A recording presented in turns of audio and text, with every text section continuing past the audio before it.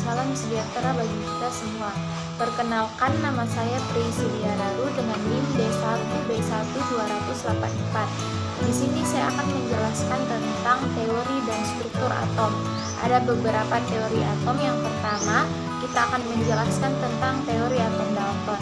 Yang kedua, kita akan menjelaskan teori atom Thomson.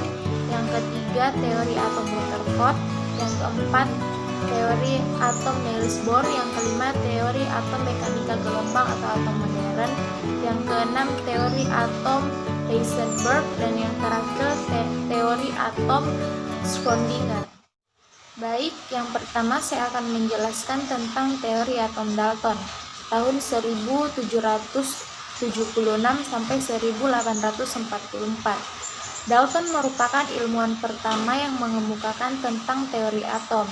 Dari penemuannya tersebut menghasilkan beberapa kesimpulan. Yang pertama, semua benda terbuat dari atom. Yang kedua, atom-atom tidak dapat dibagi maupun dipecah. Yang ketiga, atom-atom tidak dapat dicipta maupun dihancurkan.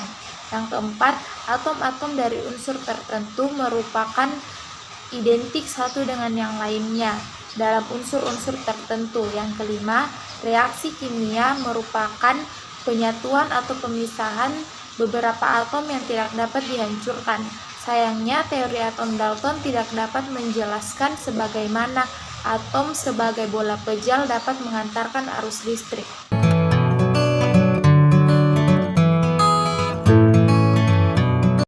Yang kedua, model atom Thomson tahun 1900.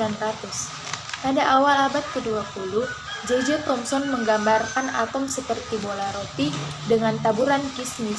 Bola itu padat dan bermuatan positif. Proton mempunyai massa yang lebih besar dibandingkan dengan elektron, sehingga model atom Thomson dapat digambarkan sebagai proton tunggal yang besar. Thomson membuktikan adanya partikel lain yang bermuatan negatif dalam atom. Ia mematahkan anggapan demokratis dari Dalton yang mengatakan bahwa atom adalah partikel-partikel terkecil. Pada atom terdapat elektron-elektron yang tersebar pada inti atom. Sayangnya, model atom Thomson tidak dapat menerangkan reaksi kimia yang terjadi di antara atom. Tidak dapat menjelaskan dinamika proton dan elektron yang ada di dalam atom. Yang ketiga adalah teori atom Rutherford tahun 1911. Atom merupakan susunan berongga yang mirip tata surya. Seluruh muatan positif dan seluruh massa atom terpusat pada inti atom. Pada atom terdapat inti atom yang bermuatan positif dan elektron yang mengelilinginya bermuatan negatif. Kelemahan atom Rutherford adalah jika elektron yang bermuatan negatif mengelilingi inti atom yang bermuatan positif, maka akan terjadi gaya tarik menarik elektrostatik atau gaya Coulomb yang mengakibatkan elektron lama-kelamaan akan jatuh pada inti atom. Yang keempat adalah teori atom Niels Bohr tahun 1913 menghasilkan beberapa kesimpulan. Yang pertama, atom terdiri atas inti atom yang bermuatan positif dan dikelilingi oleh elektron yang bermuatan negatif. Yang kedua, elektron mengelilingi inti atom pada lintasan-lintasan tertentu dalam keadaan stasioner atau tidak melepaskan energi. Yang ketiga, makin jauh dari inti, energi lintasan makin tinggi. Yang keempat, perpindahan elektron dari lintasan luar ke dalam akan membebaskan energi, begitupun sebaliknya.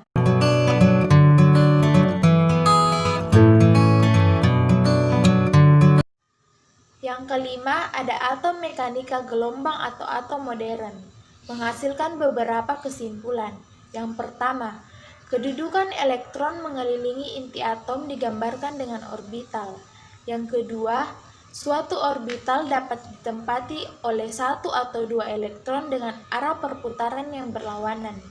Yang ketiga, elektron-elektron dalam atom bergerak mengelilingi inti pada tingkat energi atau kualitas tertentu.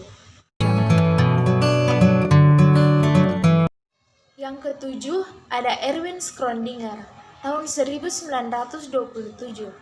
Beliau berhasil menyusun persamaan-persamaan gelombang untuk elektron dengan cara-cara mekanika gelombang.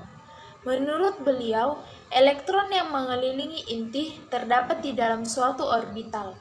Orbital adalah daerah 3 dimensi di sekitar inti, di mana satu elektron dengan energi tertentu dapat ditentukan dengan kemungkinan terbesar.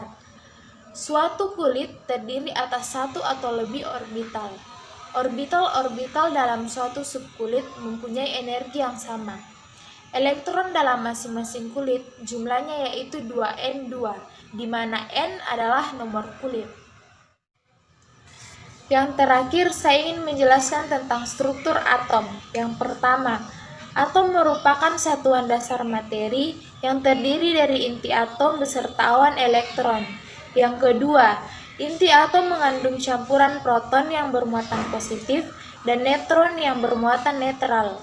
Yang ketiga, elektron-elektron pada sebuah atom terikat pada inti atom oleh gaya elektromagnetik. Yang keempat, atom mengandung jumlah proton dan elektron yang sama, bersifat netral. Yang kelima, atom-atom yang memiliki nomor massa berbeda disebut isotop. Atom-atom yang memiliki nomor massa yang sama disebut isobar. Dan atom-atom yang memiliki neutron yang sama disebut isoton. Demikian penjelasan saya tentang teori dan struktur atom. Jika ada kesalahan, mohon dimaafkan. Assalamualaikum warahmatullahi wabarakatuh dan